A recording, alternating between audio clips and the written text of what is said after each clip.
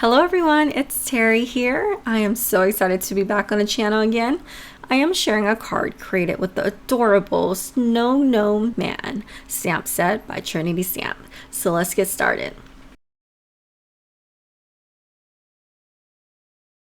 I went ahead and stamped the cute images onto an alcohol-friendly cardstock with an alcohol-friendly ink.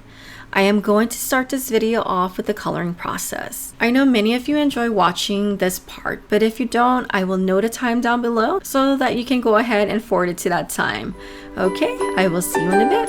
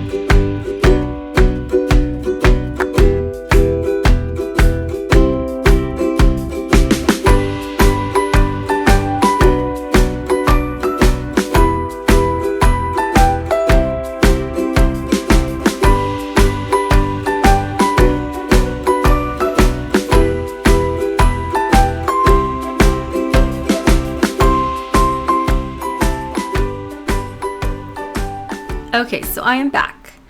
I am using the coordinating dies to die cut the images. The images are so adorable. I especially love the snowman with the pail over his head.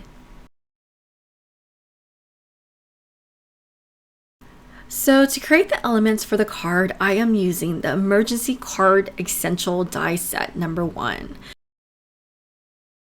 I started off by taking out the rectangle scallop and the rectangle die. The die set has all of the essential shapes for die cutting. It's a great kit for those who are just starting their card making journey. I use a scallop rectangle and die cut 3 out of the craft colored cardstock. I'm going to put that aside and come back to it. Now I place the double line check background stamp in my stamping platform and I ink that up with brown colored ink onto a white colored cardstock. I did ink and stamped it a few times to make sure that I had a good impression. Now using the rectangle die from the set, I am going to cut it out of this card panel 3 times as well. This actually reminds me of frosted cookies. I was looking at this and it just was so adorable. To create the background panel, I am using white cardstock and my scoreboard. I am scoring at every 1/8 of an inch. This is a great way to use what you have, and I forget that the scoreboard is the perfect tool to create very simple textural backgrounds. I adhered the 2 rectangle pieces using liquid adhesive.